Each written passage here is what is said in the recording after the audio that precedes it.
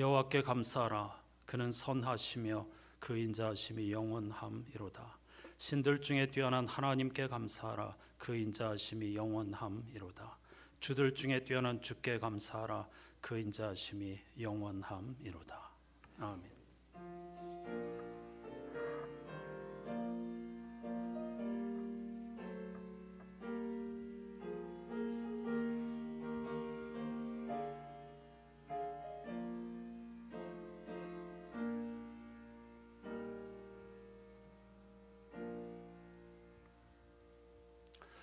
전능하신 하나님, 주화롭고 아름다운 하나님의 피조세계, 창조세계 속에서 하나님의 신성을 가지고 하나님을 사랑하고 이웃사랑하는 삶을 살 수 있도록 인생이라는 기회를 허락하여 주심을 진심으로 감사드립니다.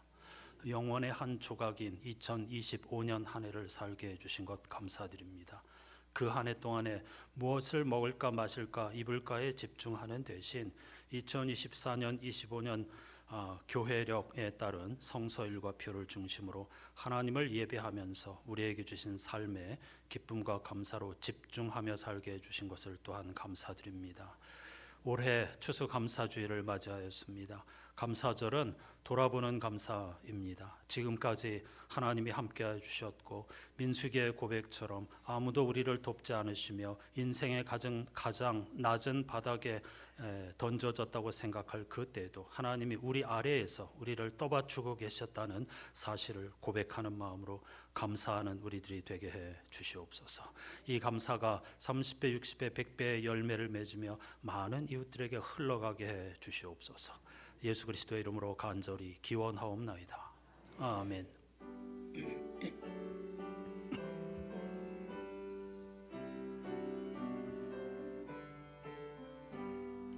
아름다운 하늘과 묘한 세상 주시고 많은 사랑 베풀어 우리 길러 주시니 우리 주님 예수께 감사 찬송합니다. 산과 들의 조목을 울창하게 하시고 달과 별의 광채를 밤에 보여주시니 우리 주님 예수께 감사 찬송합니다. 눈과 귀를 밝히사 마음과 뜻이 합하고 신기하게 움직여 묘한 조화 이루니 우리 주님 예수께 감사 찬송합니다. 부모 자녀의 정과 형제 자매 우애와 친구들의 사랑을 나누도록 하시니 우리 주님 예수께 감사 찬송합니다.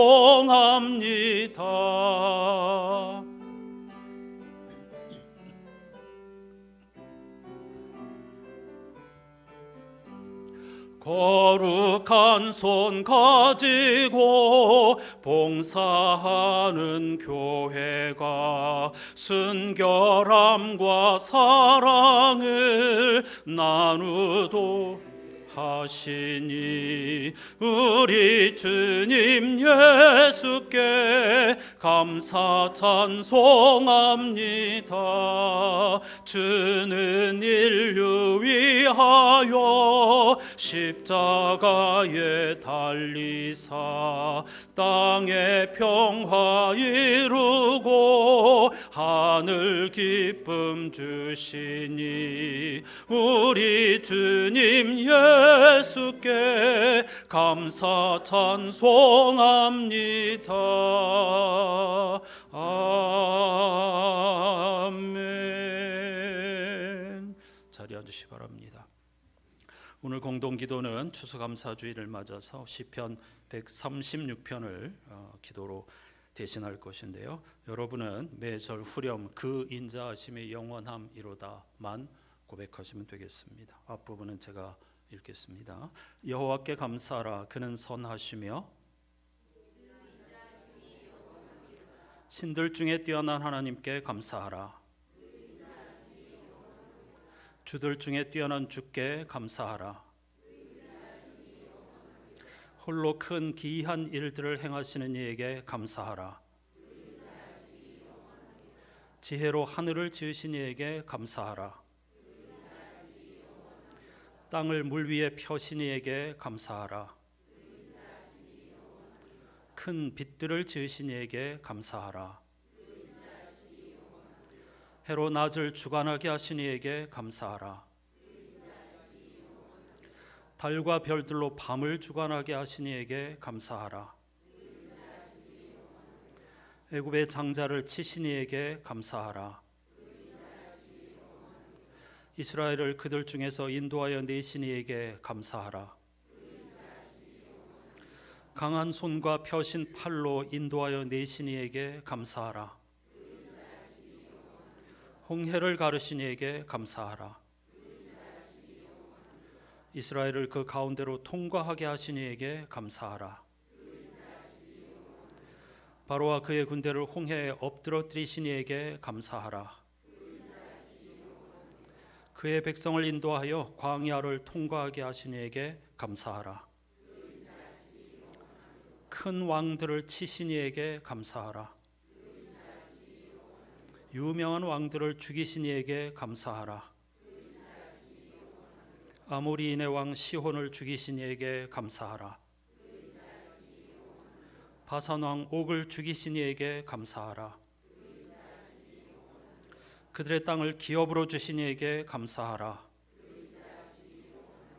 곧 그 종 이스라엘에게 기업으로 주신 이에게 감사하라.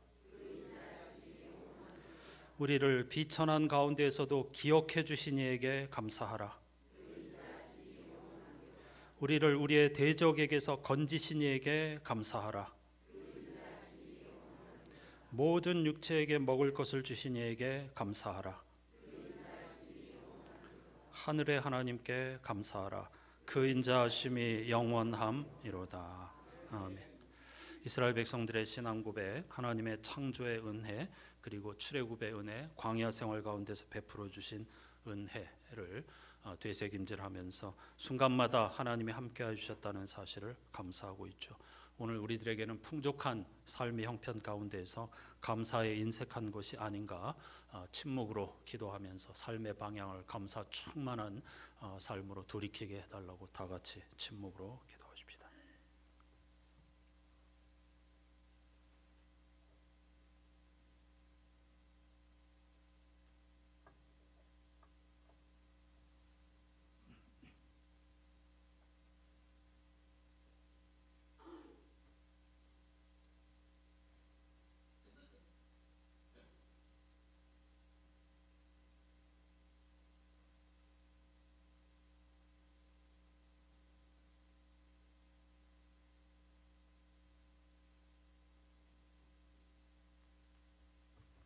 모든 것을 당연하게 여기기 쉬운 우리들에게 들려주시는 주님의 놀라운 말씀이 여기 있습니다.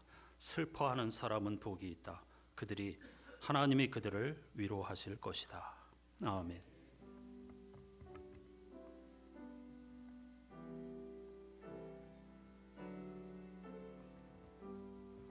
그리스도인들이 믿는 도리를 화면을 보시면서 사도신경으로 함께 고백하십시다. 나는 전능하신 아버지 하나님 천지의 창조주를 믿습니다. 나는 그의 유일하신 아들 우리 주 예수 그리스도를 믿습니다. 그는 성령으로 잉태되어 동정녀 마리아에게서 나시고 본디오 빌라도에게 고난을 받아 십자가에 못 박혀 죽으시고 장사된 지 사흘 만에 죽은 자 가운데서 다시 살아나셨으며 하늘에 오르시어 전능하신 아버지 하나님 우편에 앉아 계시다가 거기로부터 살아있는 자와 죽은 자를 심판하러 오십니다. 나는 성령을 믿으며 거룩한 공교회와 성도의 교제와 죄를 용서받는 것과 몸의 부활과 영생을 믿습니다. 아멘. 이번 주 성시 시편 119편 말씀을 교독합니다. 여호와여, 주는 의로우시고 주의 판단은 옳으니이다.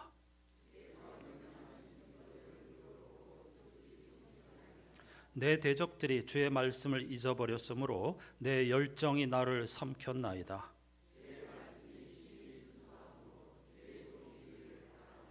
내가 미천하여 멸시를 당하나 주의 법도를 잊지 아니하였나이다. 환난과 우환이 내게 미쳤으나 주의 계명은 나의 즐거움이니이다.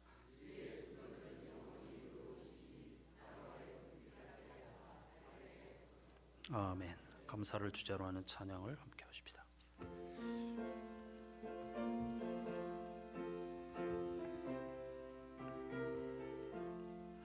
공중 나는 새를 보라. 농사하지 않으며 곡식 모아 곡간 안에 들인 것이 없어도 세상 주관하는 주님 새를 먹여주시니 너희 먹을 것을 위해 근심할 건 무엇냐. 들의 백합화를 보라. 길쌈수고 안에도 솔로몬의 입은 옷도 입곤만 못하였네. 아궁 속에 던질 풀도 깊이 시거든 사랑하는 자녀들을 입히시지 않으랴. 너희들은 세상에서 무엇 먹고 마시며 무슨 옷을 입고 살까 염려하지 말아라. 이는 이방 사람들이 간구하는 것이요 너희 하늘 아버지는 너희 쓸 것 아신다.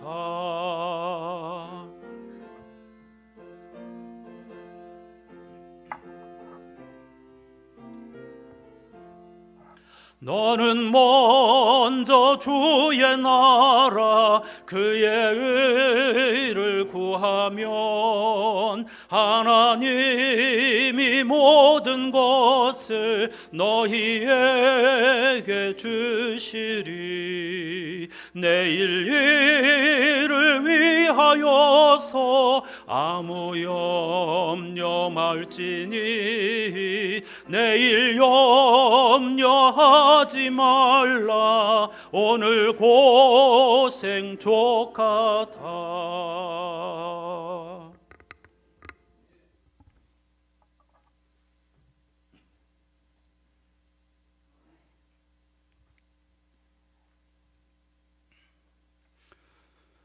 온 세상의 피조물의 모든 감사를 받기에 합당하신 주님, 2025년 추수감사 주일을 맞아 우리 안산의 공동체가 함께 모여 예배로서 주님께 영광과 감사를 드립니다.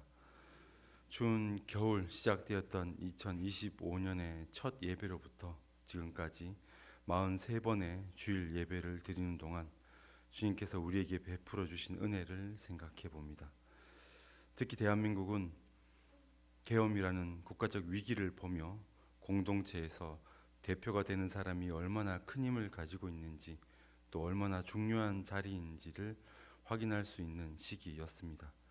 그렇지만 하나님께 감사드릴 수밖에 없는 것은 큰 위기 중에도 힘없고 나약한 소시민들이 자신의 자리에서 양심에 따른 결단을 할 때 공동체는 절대 무너지지 않는다는 것을 보여주셨습니다. 그렇지만 앞으로 더욱 주님의 자비가 필요합니다. 아직도 이 사건은 정의와 공의로 마무리되지 못하고 관련된 모든 사람들을 힘들게 하고 있습니다. 그것을 지켜보는 우리 또한 힘든 상황입니다. 간절히 간구합니다. 의로운 결정을 남겨 후대들에게, 우리 아이들에게 하나님께서 원하시는 나라는 옳고 그름이 분명하게 드러나고 죄인은 반성하고 회개하는 삶을 살아야 하고 자신의 이익을 위해 목숨을 거는 것이 아니라 타인을 위한 삶을 사는 것이 하나님의 뜻임을 기억할 수 있는 판결이 나게 하옵소서. 이뿐만 아니라 우리는 여러 가지 위태로움을 경험할 수 있는 일들을 겪었습니다.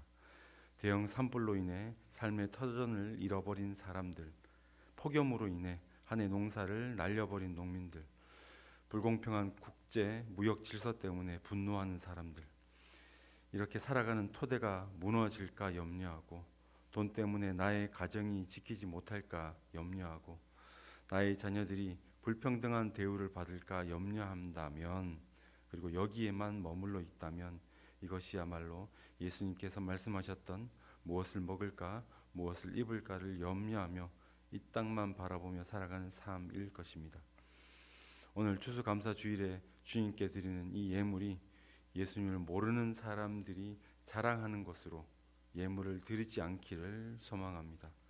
주님의 일꾼으로 주님께서 주신 달란트를 맡은 자로 살아온 우리가 감사하며 드리는 이 예물이 또 다른 달란트가 만들어낼 수 있도록 잃어버린 영혼을 다시 살리는 예물이 되게 하시고, 말씀을 통해서 죽었던 내 영혼이 다시 깨어나는 예물이 되게 하시며, 내가 속해 있는 직장, 가정, 작은 모임에 이르기까지 예수님의 사랑을 전파하는 모습이 감사의 열매, 감사의 예물이 되게 하옵소서.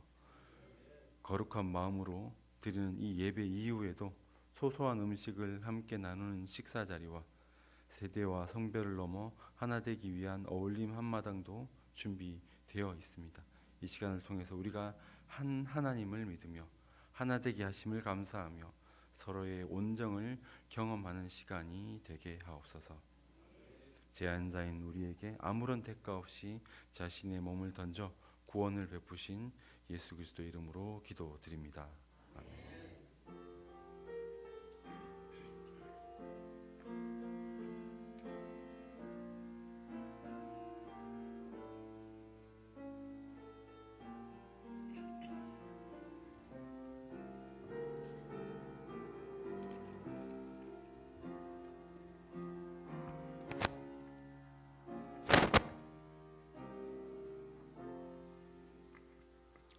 이제 모두 자리에서 일어나셔서 오늘 우리에게 주시는 하나님의 말씀을 경청하겠습니다. 창조절 9번째 주일이며 추수감사주일인 오늘 우리에게 주시는 하나님의 말씀은 구약성서 하박국 2장 1절로 4절까지입니다. 내가 내 파수하는 곳에 서며 성루에 서리라. 그가 내게 무엇이라 말씀하실는지 기다리고 바라보며 나의 질문에 대하여 어떻게 대답하실는지 보리라 하였더니, 여호와께서 내게 대답하여 이르시되 너는 이 묵시를 기록하여 판에 명백히 새기되 달려가면서도 읽을 수 있게 하라. 이 묵시는 정한 때가 있나니 그 종말이 속히 이르겠고 결코 거짓되지 아니하리라. 비록 더딜지라도 기다리라. 지체되지 않고 반드시 응하리라. 보라, 그의 마음은 교만하며 그 속에서 정직하지 못하나 의인은 그의 믿음으로 말미암아 살리라. 아멘. 자리에 앉으시기 바랍니다. 감사절 영상으로 함께할 찬송 감사하세 함께 하십시다.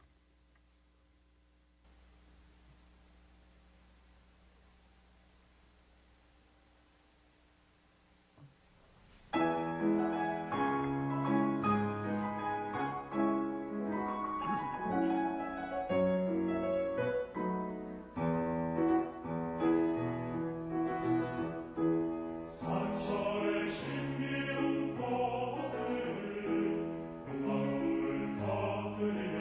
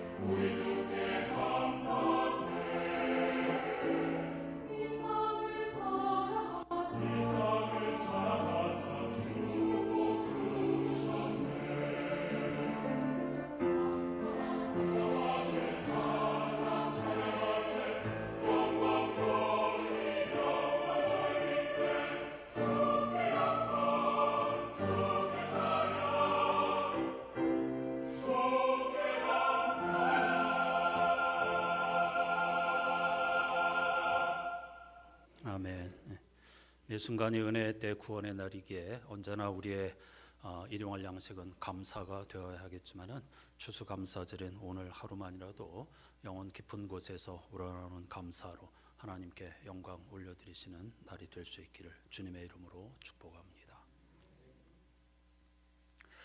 저는 오늘 2주일 만에 다시 설교자로 강단에 섰습니다. 말씀 잔치를 앞둔 10월 셋째 주간은 얼마나 행복했는지 모릅니다. 물론 말씀 잔치에 대한 기대 때문이기도 했지만 사실은 주일 설교에 부담이 없었기 때문입니다. 정말 행복했습니다. 설교로부터의 해방이 말씀 잔치 준비의 긴장과 수고를 훨씬 뛰어넘는다는 말이죠. 30년 가까이 목사로 살고 있지만 설교는 하면 할수록 두렵고 막막하기만 합니다. 그런데 이번 말씀 잔치를 통해 더 막막해졌습니다.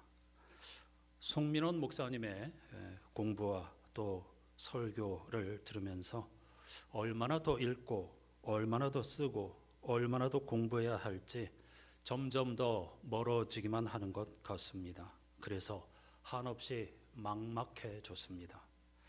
하지만 그렇다고 포기할 수는 없지요. 왜냐하면 하나님의 말씀에 귀를 기울이고 공부할수록 영혼이 먹먹해지기 때문입니다. 막막은 답답하고 외롭다는 뜻이고 먹먹은 어떤 감정으로 꽉 차거나 막힌 느낌, 그러니까 충만한 느낌을 의미합니다. 하나님과 그분의 말씀 앞에서 한없이 답답했던 마음이 그분의 말씀을 통해 기쁨과 감동으로 가득하게 된다는 것은 참으로 신비이고 역설입니다. 바로 이런 이유로 저는 오늘 또 여기에 섰고 우리는 예배와 말씀 공부를 멈출 수가 없는 것이지요. 이 기쁨은 아는 사람만 아는 겁니다. 여러분, 아는 만큼 보인다는 말이 있죠. 이번 말씀 잔치를 앞두고 송민원 목사님의 책을 미리 읽고 참여한 분이 여럿이었습니다.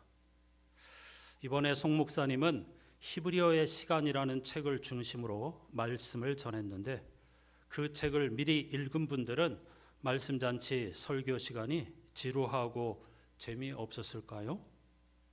그렇지 않습니다. 저는 그들이 누구보다 행복했을 거라고 믿습니다. 아는 만큼 보이기 때문이죠. 그런데 아는 만큼이라는 표현은 이미 알고 있다는 사실을 전제합니다. 그렇죠? 아는 만큼 보인다는 말은 이미 알고 있는 것을 통해 다른 세계와 연결된다는 뜻입니다. 그 기쁨은 정말로 아는 사람만 알지요. 그 기쁨은 말로 표현할 수가 없습니다. 그 희열은 오직 아는 사람만 아는 겁니다. 하지만 아는 것만으로는 열리지 않는 세계가 있습니다. 아니, 아는 것 때문에 오히려 더 다치고 아는 것 때문에 안다고 착각하기 때문에 더 멀어지는 세계가 있습니다. 그런 세계를 알려면 알아야 합니다. 발음이 비슷해서 혼란스러우실 것 같은데 제가 알아야 한다는 것은 지식이 있어야 한다는 뜻이 아닙니다. 끙끙 알아야 한다는 뜻입니다. 감추어진 세계, 그런 세계를 알려면 알을 수밖에 없습니다. 특히 생명, 구원, 지혜, 고난, 슬픔, 그리고 우리 앞에 다가오고 있는 죽음과 같은 궁극적 세계는 아는 것으로 열리지 않습니다. 그 세계는 끙끙 앓는 사람에게만 문을 살포시 열어주며 끙끙 앓는 만큼 보이는 세계입니다. 이번 주 성서 일과편은 모두 애통하며 끙끙 앓는 사람들의 이야기를 들려줍니다. 수없이 일주일 동안의 성서 일과편을 반복적으로 여러 번역을 따라 읽으면서 퍼뜩 순간 들려오는 말씀이 있었습니다. 바로 앓는 만큼 보인다. 아는 만큼 보이는 세계와 전혀 다른 그런 세계는 앓는 만큼 보이는구나 라는 깨달음이었습니다. 제1독서 하박국은 자신의 끙끙 앓는 마음을 파수꾼에 비유합니다. 하박국은 바빌로니아 이스라엘 백성들이 원수처럼 그리고 악마처럼 여기던 이방 사람 군대 바빌로니아에게 엄청난 고통을 당하고 있었습니다.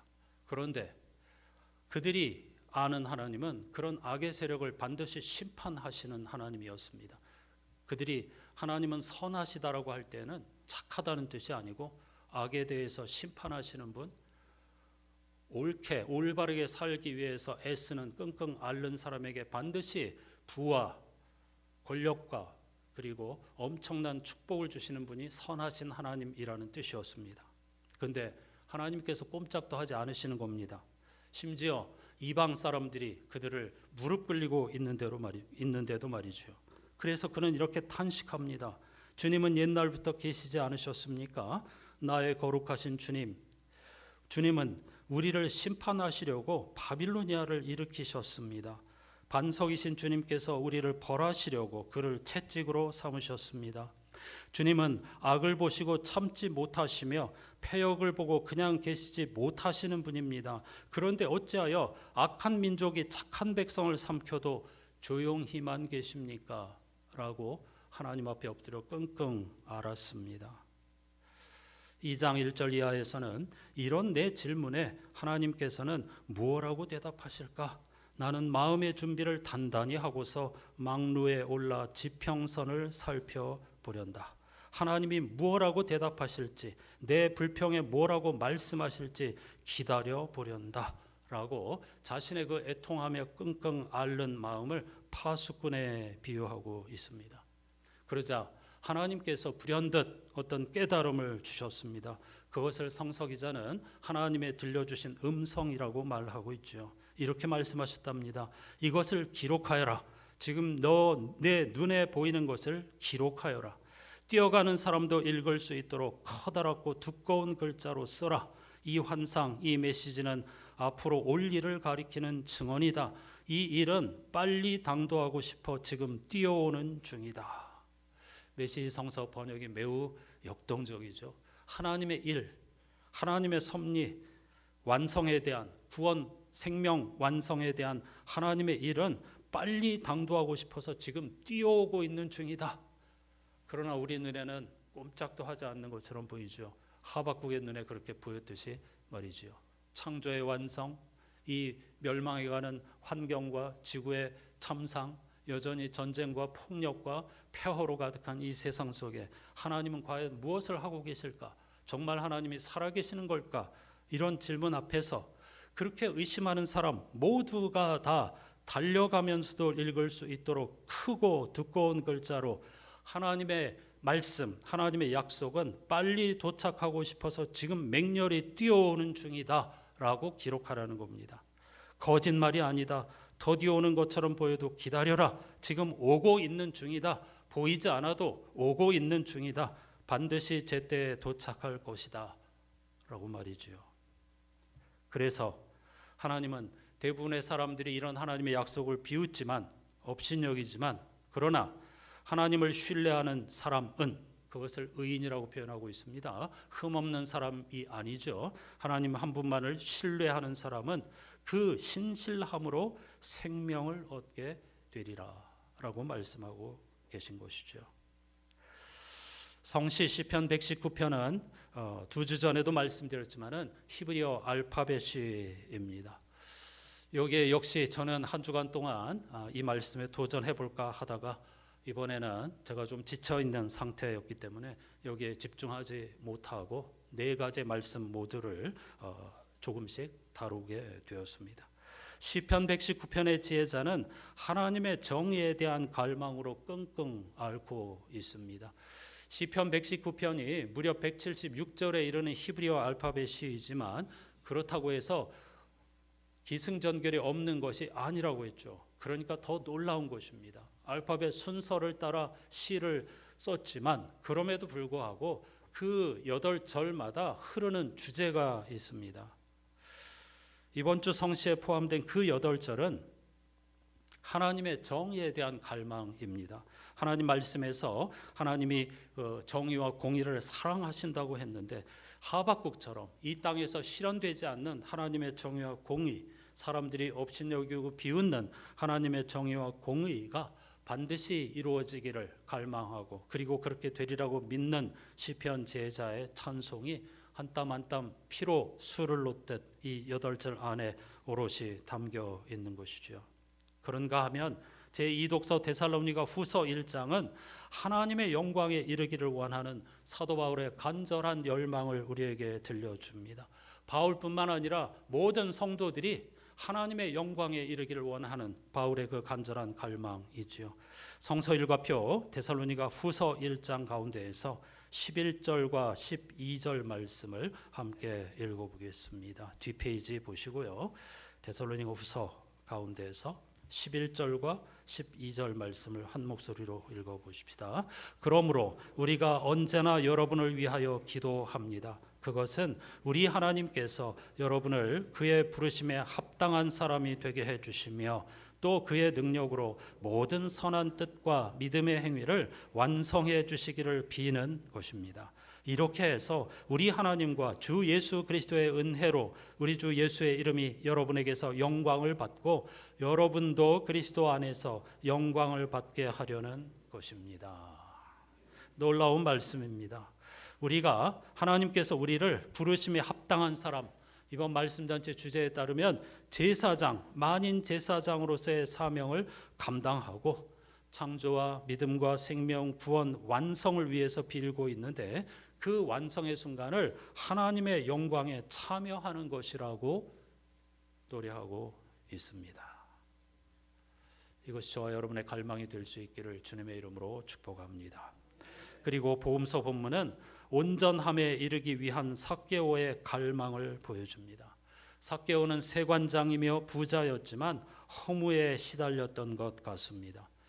부족함 없는 풍요한 삶과 그리고 세상의 지위를 누리고 살았지만은 거기서 만족을 얻을 수가 없었습니다. 그래서 공허에 시달리는 현대인을 대표하는 사람이라고 볼 수도 있습니다. 그런데 마침 예수께서 자신의 마을을 지나가는 것을 알게 되었고 예수가 어떤 사람인지 보려고 소문으로 들었지만은 직접 보기 위해 애썼으나 수많은 인파와 작은 키 때문에 볼 수가 없었다는 거죠.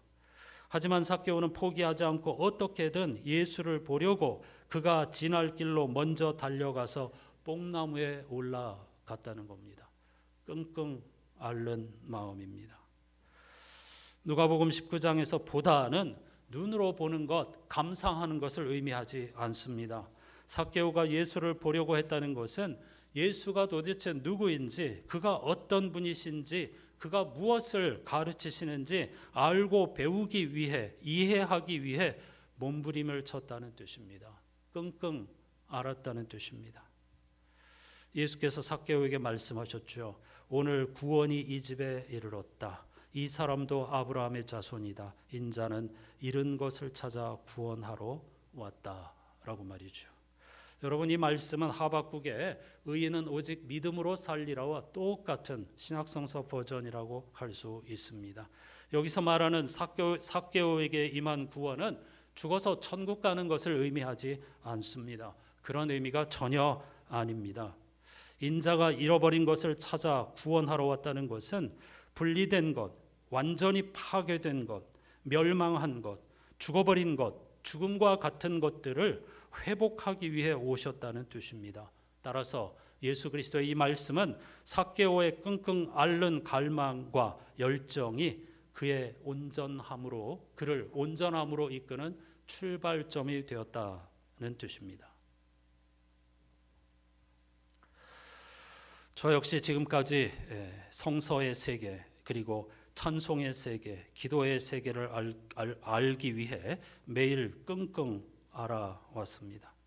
정말로 끙끙 앓았더니 앓는 만큼 조금씩 그 세계가 저에게 문을 열어주기 시작하였습니다.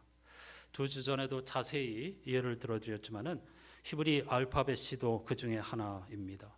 시인들은 자기가 시를 쓴 게 아니고 어느 날 시가, 한순간의 시가 나에게로 찾아왔다고 고백합니다. 작곡가들도 마찬가지입니다. 자기가 곡을 쓴 것이 아니라 어느 한순간에 음악이 나를 찾아왔다고 고백합니다.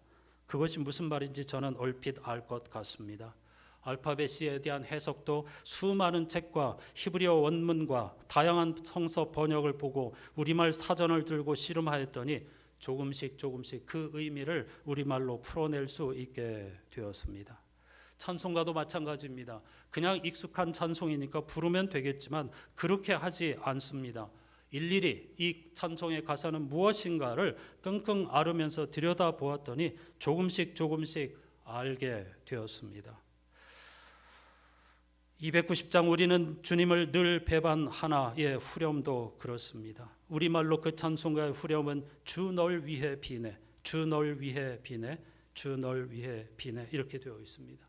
영어 가사를 보았더니 For you I am praying, 너를 위해 내가 기도하고 있다, 이런 주님의 말씀이었습니다. 그게 너무 멀게 느껴져서 제가 끙끙 앓았더니 찬송 가사가 갑자기 저에게 떠올랐습니다. 그래서 완성한 저의 번역이 난 널 놓지 않아, 난 널 놓지 않아, 난 널 놓지 않아, 언제 어디서나 였습니다. 저는 제가 했다고 생각하지 않습니다. 알파벳 C 번역도 마찬가지입니다. 해놓고 보면 이건 정말 내가 한 것이 아니야. 나는 할 수 없어. 성령께서 긍휼히 여겨주셔서 열심히 끙끙 앓았더니 그 세계가 저에게 찾아왔고 조금씩 문을 열어주었을 뿐입니다.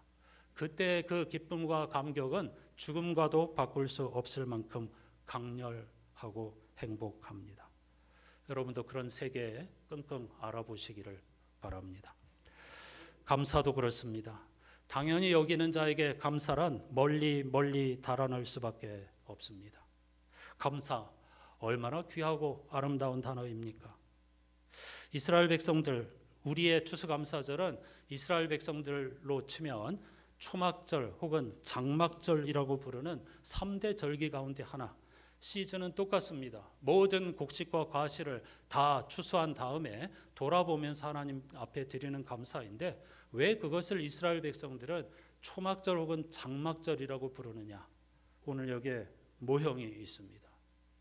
이스라엘 백성들은 풍성한 곡식 그리고 풍성한 열매가 있음에도 불구하고 의도적으로 초막절이 되면, 다시 말하면 추수감사절이 되면 광야로 나가서 텐트를 치고 일주일 동안 삽니다. 왜 그렇습니까?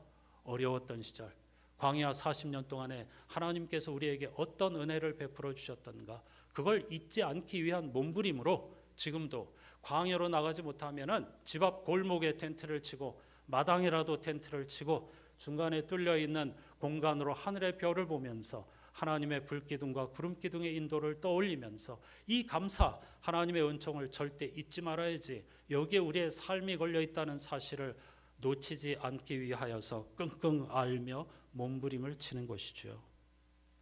그런 자에게만 감사의 세계가 열리게 되겠죠.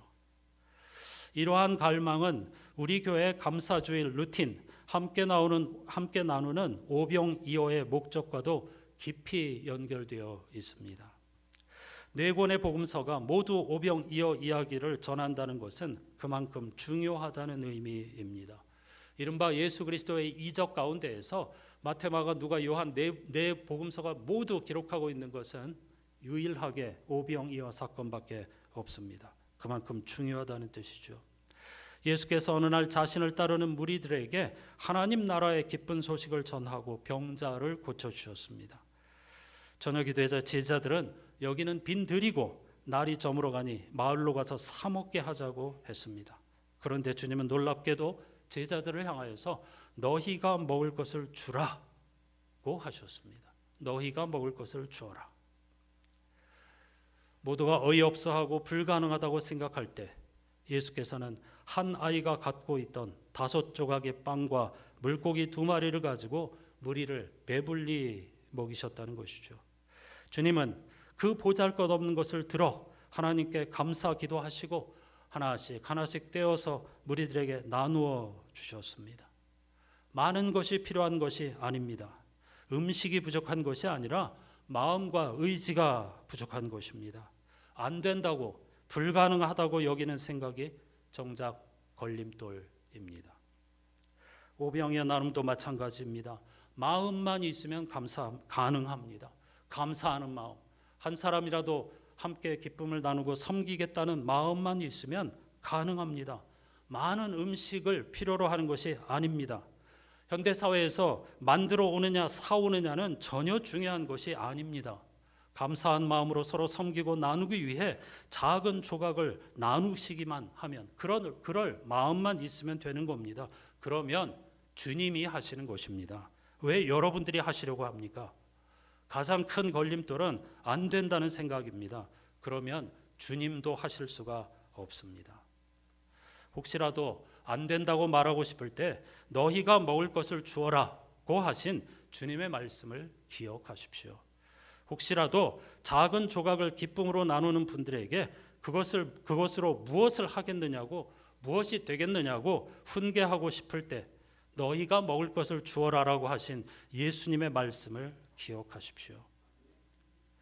저는 오병이어의 가르침과 교훈이 진리임을 분명히 믿습니다. 오늘날도 이런 일들은 허다하게 일어나고 있기 때문이죠. 며칠 전에도 그런 경험을 하였습니다.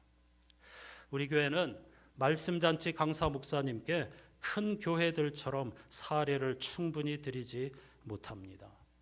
여러분, 하나님의 말씀을 전하는 이 말씀잔치 강사분들에게 드리는 사례비를 시급으로 생각하시면 안 됩니다. 그분의 수십 년 동안의 피와 땀이 녹아들어 있는 것을 1시간 설교하는 것입니다. 3시간 설교했는데 이렇게 사례를 드리는 것이 옳은가? 이건 너무 가벼운 생각이고요. 좀 더 깊이 생각해 봐야 합니다. 어쨌든 우리 교회는 아주 작은 사례비를 드리고 있습니다. 이번에도 죄송한 마음으로 소정의 사례비를 전해드렸죠. 그런데 주일날 헤어졌는데 바로 다음 월요일 아침에 송민원 목사님께 우리 교회가 드린 사례비를 밤새 사모님과 의논 끝에 일본 선교를 위해 사용하겠다는 연락이 왔습니다. 헌금을 하겠다는 말이 아닙니다. 일본 선교사님들과 소통하면서 선교비보다 책을 보내는 것이 더 유익하다고 판단하여 송민원 목사님이 쓴 당신에게 들려주고 싶은 예수님의 말씀에 일본어판을 인쇄하여 보내기로 했다는 겁니다. 이미 번역은 오래전에 맞춰 놓았는데 인쇄 비용이 없었다는 거죠. 그런데 우리 교회가 드린 사례비 전액을 씨앗으로 거기에 사용하고 그 일본어판 책에 대한민국 여수 안산교회 성도들의 후원으로 만든 책이라는 사실을 명시하겠다고 하셨습니다. 얼마나 감사한 일입니까? 얼마나 아름다운 일입니까? 송민원 목사님은 우리가 드린 작은 것을 기쁜 마음으로 내놓았고 주님은 그것을 수많은 일본의 그리스도인들을 살리는 일에 사용하실 것입니다. 이것이 오병이어의 역사가 아니고 무엇입니까? 우리도 그 일에 쓰임을 받았으니 기쁘고 감사할 뿐입니다. 여러분, 우리는 노년으로 향하고 있고 누구나 곧 노년을 맞이할 것입니다. 어떤 의미에서 노년은 앓는 시기라고 할 수 있겠죠. 노화와 질병의 고통으로 끙끙 앓는 때, 혹은 경제적인 어려움과 외로움으로 끙끙 앓는 시기라고 할 수 있겠죠. 하지만 사도 바울의 고백처럼 겉사람은 낡아지나 속사람은 날로 새로워질 수가 있습니다. 빈말이 아닙니다. 그리스도인이라면 반드시 그런 세계를 향하여 끙끙 앓아야 합니다. 그러기 위해 우리는 하박국처럼 시편 119편의 지혜자처럼 바울과 삭개오처럼 끙끙 앓아야 합니다. 그래야 문이 열리기 시작합니다. 그래야 보이기 시작합니다. 아는 만큼 보이는 것에 머무시면 안 됩니다. 그런 세계로 보이지 않는 것을 보시려면 끙끙 앓아야 합니다.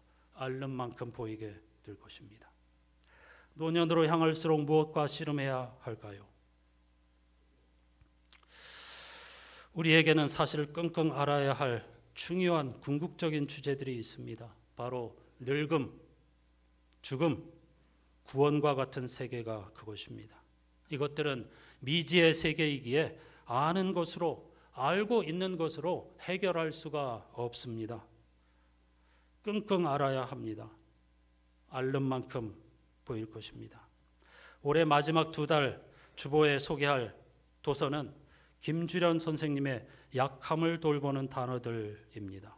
그는 들어가는 말에서 이렇게 쓰고 있습니다. 아마 60대로 예상하고 있는데요. 이렇게 고백합니다. 저는 늙고 있습니다.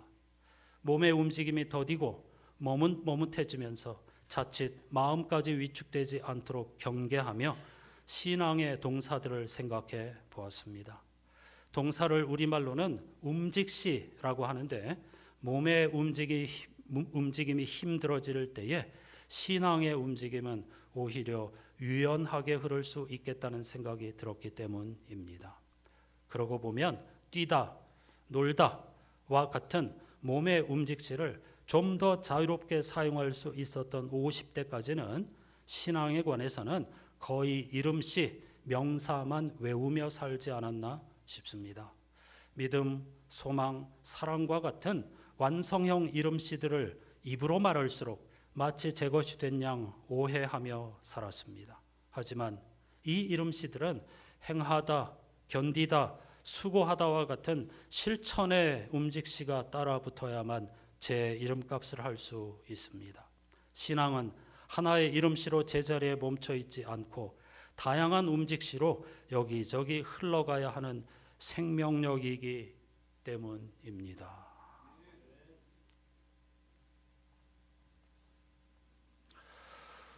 많은 사람들이 늙어가면서 오히려 유연함을 잃고 정반대로 더 경직되기도 합니다. 조심해야 합니다.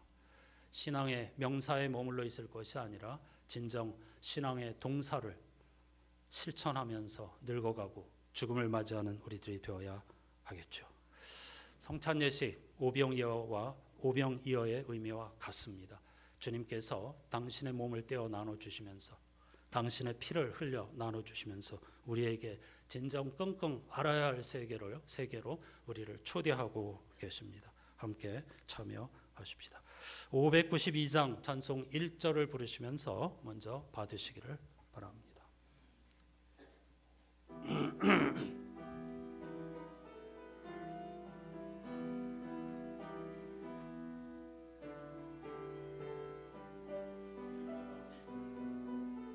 나오십시오. 미리 부탁드렸는데 저분 나오십시오.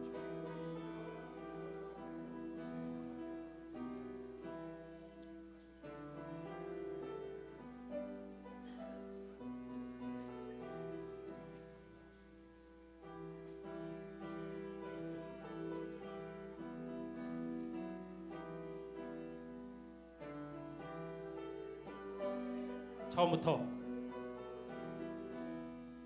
산마다 불이 탄다 고운 단풍에 골마다 흘러간다 맑은 물줄기 방금 빈 논과 밭에 풍년이 왔다 드맑은 하늘가에 노래 퍼진다 눈이 닿는 우주 공간에 손이 닿는 구석구석에 우리 주님 주신 열매 우리 주님 주신 알고 감사하자 찬송하자 감사하자 찬송하자 감사하자 감사하자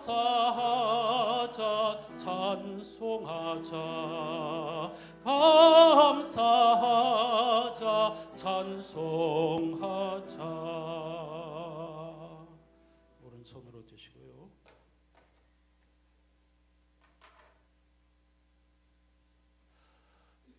이 빵은 생명을 상징합니다. 생명의 양식인 주님께서 우리를 부르십니다. 이 빵을 기쁨으로 받아 먹고 줄인 자에게 너희가 먹을 것을 주어라. 아멘. 새 달에는 안 될 거라고 하지 않고 주신 것을 기쁨으로 나누겠습니다.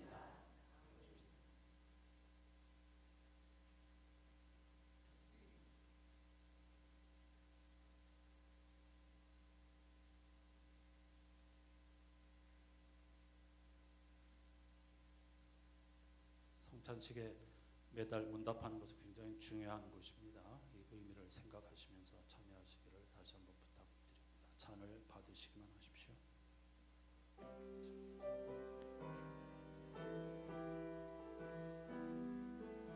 2절을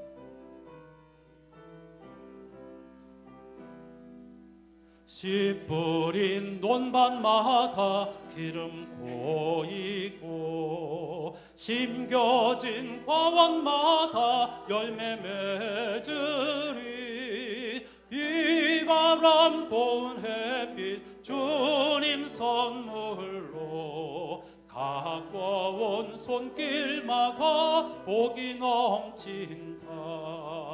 눈이 닿는 우주 공간에 손이 닿는 구석구석에 우리 주님 주신 열매, 우리 주님 주신 알곡 감사하자, 찬송하자, 감사하자, 찬송하자, 감사하자, 감사하자, 찬송하자, 감사하자, 찬송하자.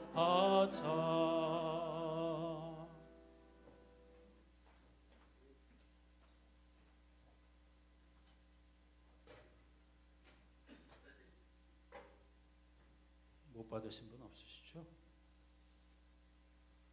이 잔은 기쁨을 상징합니다. 기쁨의 근원이신 주님께서 우리를 초청하십니다. 이 잔을 기쁨으로 받아 마시고 썩지 않는 기쁨을 위해 애통하는 자가 되어다오. 아멘. 새 달에도 생명과 죽음, 은혜와 구원과 씨름하며 끙끙 앓아보겠습니다. 이것이 우리의 진지한 고백이 되기를 갈망하는 마음으로 3절과 4절을 찬양하십시다.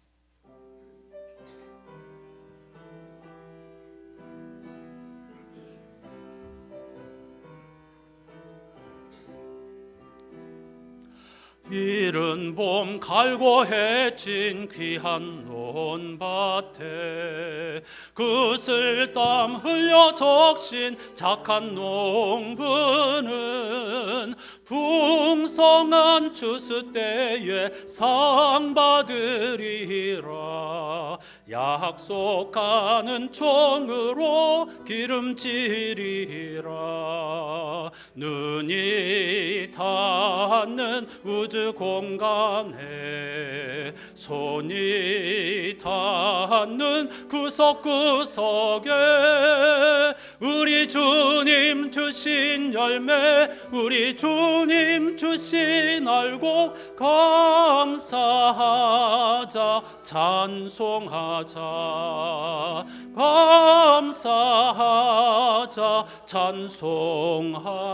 간주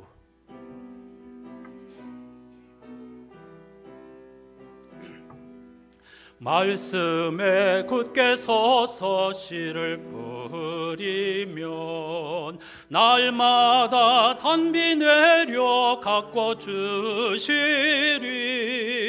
황무지 갈고 헤쳐 쉬지 않으면 풍성한 추수 때는 감사뿐이라. 눈이 닿는 우주 공간에 손이 닿는 구석구석에 우리 주님 주신 열매, 우리 주님 주신 알곡 감사하자, 찬송하자, 감사하자, 찬송하자. 아멘. 고음이라 조금 힘들지만은 눈이 닿는 우주 공간에 손이 닿는 구석구석에 우리 주님 주신 열매가 가득하다. 참 아름다운 가사이죠. 이것도 역시 끙끙 앓는 사람만 볼 수 있겠죠. 같이 기도하십시다. 하나님이 우리에게 허락하여 주신 인생 점점 그 완성을 향하여 우리 모두는 젊으나 늙으나 걸어가고 있는데 정작 애통해야 할 일, 끙끙 앓아야 할 세계에 관심을 가지고 거기에 집중하는 우리의 생애가 되게 해 주십시오. 다 같이 기도하십시다. 하나님 아버지 감사합니다. 또 한 번 맞이하는 추수감사주일, 그저 눈에 보이는 어떤 열매가 있어서 감사하는 것도 매우 아름답고 소중한 일이지만 하나님께서 바라시는 지점은 조금 다른 곳, 더 깊은 곳에 있으리라고 믿습니다. 하나님, 우리들에게 이미 베풀어 주신 이 창조의 아름다운 리듬과 질서만으로도 우리는 한없는 감사를 드리지 않을 수 없습니다. 70억 명이라고 하는 이 인류가 함께 마음껏 먹고 마실 수 있는 세상을 창조해 주시고 아침과 저녁, 봄과 여름과 가을과 겨울을 베풀어 주시고 눈과 비를 내려 주시고 구름을 허락하여 주시고 땅과 바다의 모든 먹을 것을 허락하여 주시고 그들이 살아갈 수 있는 세계를 허락하여 주셨을 뿐만 아니라 구원과 창조 완성을 위하여 예수 그리스도를 보내어 주시고 지금도 만물을 새롭게 하기 위하여 그 완성을 위하여 일하고 계신다고 하셨으니 얼마나 감사하고 놀라운 일인지 모릅니다. 이 세계를 하지만 우리는 까막눈처럼 다 알지 못하고 있습니다. 아니, 아는 것이 전부라는 착각 속에서 살아가기도 합니다. 아는 만큼 보이기도 하지만 앓는 만큼 보이는 세계가 있습니다. 사랑하는 안산교회 교우들 한 분 한 분이 정말 아는 세계로 그치지 않게 해주시고 그것이 전부라고 착각하지 않게 해주시고 궁극적인 세계에 대해서 삶과 죽음, 구원과 부활의 능력, 복음의 신비에 관하여서 끙끙 앓으면서 그러한 것들을 붙잡고 남은 세월을 씨름함으로써 그리스도의 향기와 편지의 사명을 감당하는 안산의 교우들이 되게 해 주시옵소서.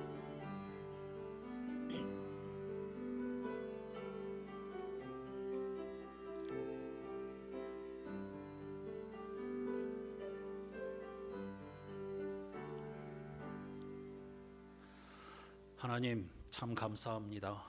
사람들은 눈에 보이는 어떤 결실이 있어야 감사를 생각하지만 사실은 우리가 감사할 일들이 너무나 많습니다.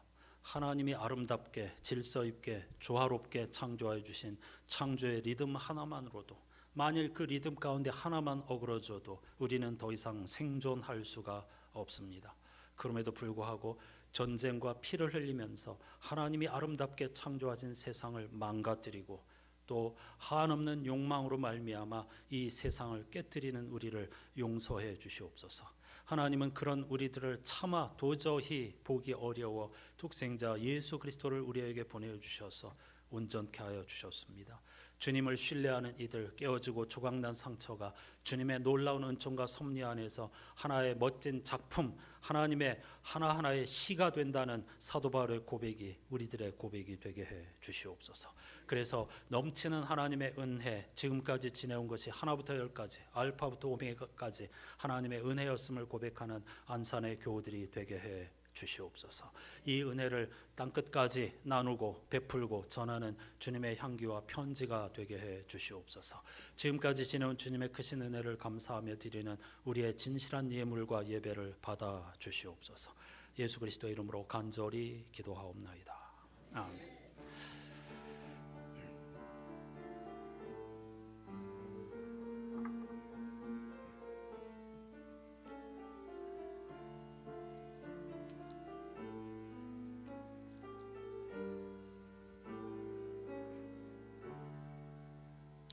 이렇게 인사해 보십시다.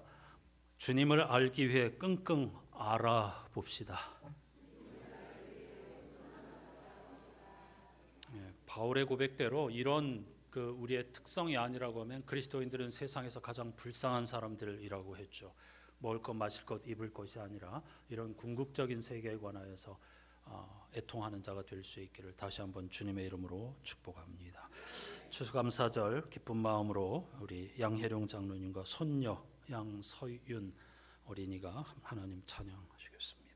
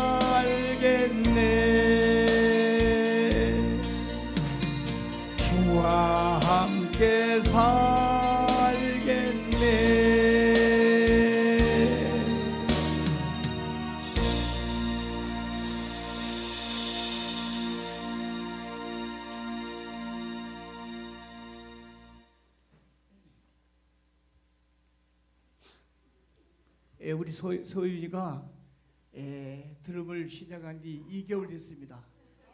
2개월 토요일 1시간씩 8번 했습니다. 그래서 한 달 전에 제가 특송을 했다고 생각하고 둘이서 4번 맞춰봤습니다.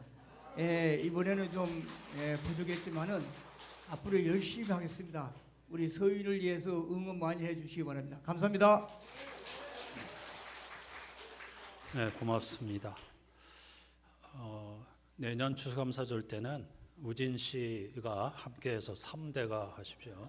그러면 더 의미가 있겠죠. 한 달이 건너지 말고 3대가 함께 한번 도전해 보시기 바랍니다. 그것도 끙끙 알아보면 아마 가능하게 될 겁니다. 네, 이번 한 주간 동안에도 우리 주어진 성서 일과표 말씀들을 고요한 시간에 가만 읽어보십시오. 모두 다 끙끙 앓는 사람들의 목소리가 가득합니다. 먹고 마시고 입을 것을 위해서가 아닙니다. 이런 분들을 통해서 우리도 배워야 하겠죠. 성서 일과표를 매일 묵상하시고요. 또 다락방, 또 매일 성서 읽기, 에스라서를 읽기 시작하였습니다. 새벽과 수요기도도 함께 마음을 모아주시기를 부탁드립니다. 예배당 보수공사 내일부터 한 주간 동안 시작합니다. 애쓸 분들 위해서 기도해 주시고 안전하게 빈틈없이 공사가 잘 이루어질 수 있도록 마음을 모아주시기를 바랍니다. 이번 주 토요일 날 오전 8시 30분부터 권사 수련회가 있습니다. 하나님께서 우리에게 주신 직분을 감사하고 또 교제하고 그 의미를 나누는 복된 시간이 될 수 있도록 응원해 주시기를 바랍니다. 다음 주일은 배움주일입니다. 이번 달 배움주일은 여러분이 아마 제목만 들어보셨을 건데 대부분이 생텍쥐페르의 어린 왕자 읽기입니다. 여러분이 읽는 것이 아니고 전문가 선생님이 이 어린 왕자 읽기를, 사실 이건 어른을 위한 동화이고 지혜이거든요. 어린 왕자가 들려주는 이 아름다운 이야기, 또 노년에 또는 아파하는 사람들을 서로 위로해주는 그런 아름다운 이야기들이 가득합니다. 우리 교회에 또 감사하게 MBTI 상담 전문가 선생님도 있지만은 프랑스어를 전공한 또 선생님이 있습니다. 전문 번역자, 프랑스어 번역자인데요. 김하은 집사님이 인도하는 어린 왕자 읽기.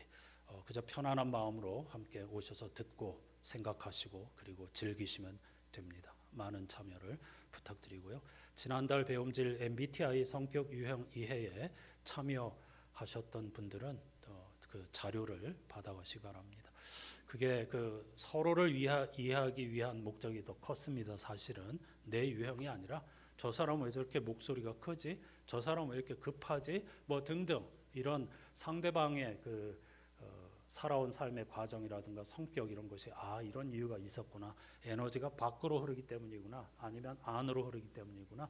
이런 걸 참고하기 위해서 했던 것이니까 참고 자료로 꼭 사용하시기를 바랍니다. 오늘 이삭죽 현금주일이었는데요. 한 달 동안에도 또 이 마음을 모아주시기를 부탁드립니다. 예배 후에 지하 식당에서 오병이어 나눔 즐겁게 참여하시고 1시 30분부터 또 찬양 축제를 함께 벌이도록 하겠습니다. 다 같이 자리에서 일어나셔서 세 달이기 때문에 4절로 찬양하시고 축도하겠습니다.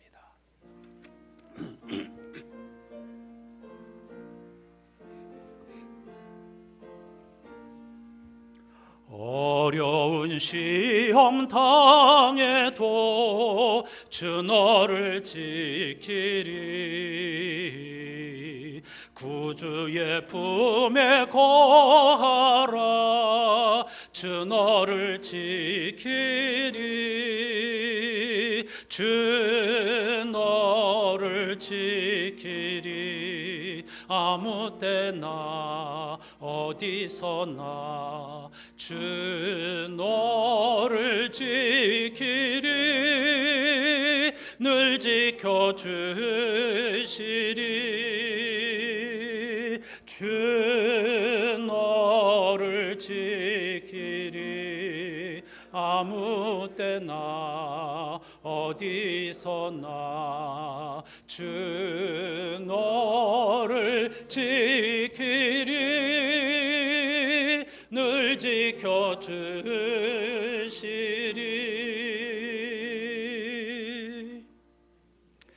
지난 말씀 잔치에서 민수기 축복의 말씀을 배웠죠. 배운 걸 실천해야 하겠죠.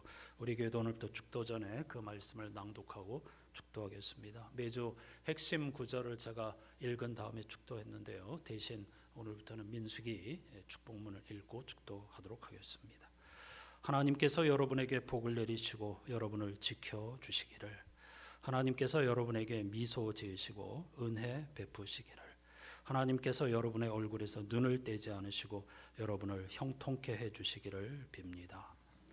우리 구주 예수 그리스도의 은혜와 하나님 아버지의 사랑과 성령님의 말로 닿을 수 없는 탄식과 교제가 또 한 번 내다보는 감사, 돌아보는 감사, 믿음의 눈을 들고 광야라고 하는 한 주간의 삶을 출발하는 모든 이들의 삶의 자리에 항상 순간마다 함께하여 주시옵기를 간절히 축원하옵나이다.